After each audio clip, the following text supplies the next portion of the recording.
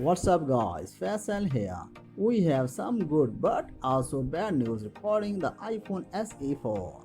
So let's delve into it. A common complaint with the SE3 is of course the obscure design Apple still uses for this product.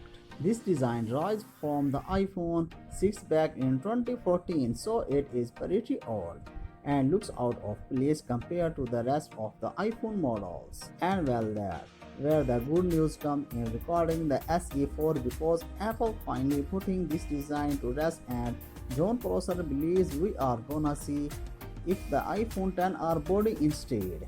Now this actually could be bad news depending on how you perceive it, because on one hand, yes, this is a massive improvement on the SE3.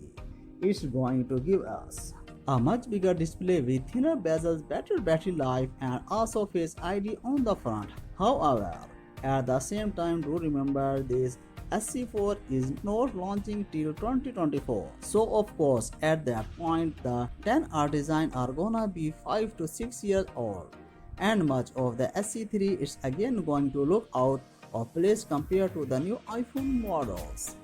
Then again, one could contend this is the whole purpose of the SE, and that a fair point, and especially with the iPhone 14 Pro series introducing the dynamic island we should see with other iPhone in the rare future, giving the notch design to the scene make sense.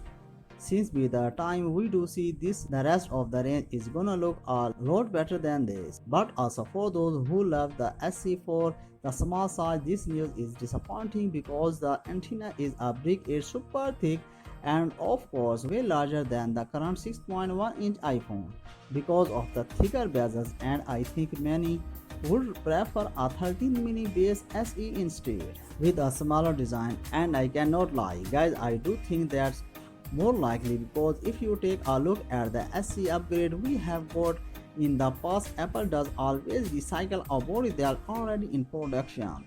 So of course the fact that 10911 has been killed off does mean Apple to restart production for this body, which of course could be pretty expensive and does defeat the purpose of the SE, since of remember the whole reason Apple does not charge a lot for the is that they are dirt cheap or produced, and that's mainly because the part they use already is mass production.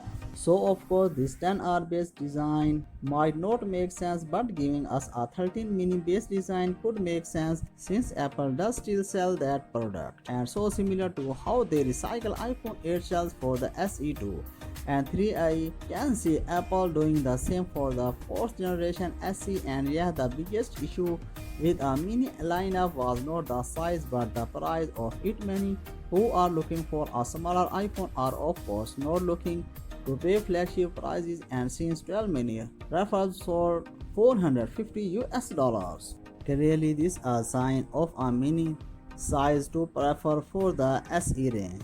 Then again, one could contend this might be too good of a product, especially with two cameras on OLEDs. And so yeah, maybe we are using the tenor body ultimately makes sense. Now the next thing I do wonder about is the chip, is the because since the regular iPhones don't even get the latest Acer chip MS of performance and cameras, why that also going to be the case if we do get the 10R design figure.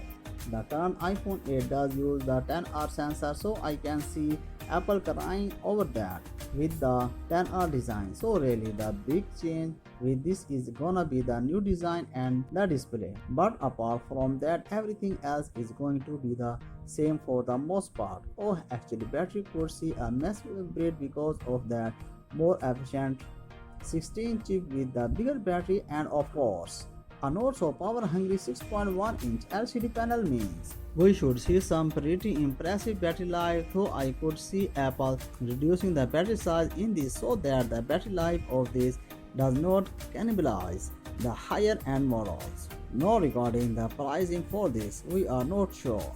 I don't think we all see it this year, but yes, maybe in 2023 Apple does launch an iPhone SE Plus to go alongside the SE3, because the design is definitely the biggest issue with the SE3. That's why many are pissed off by it. That's it for now. For more updates, please subscribe to our channel Technology in the Future. Until the next video, take care of yourself. Bye bye.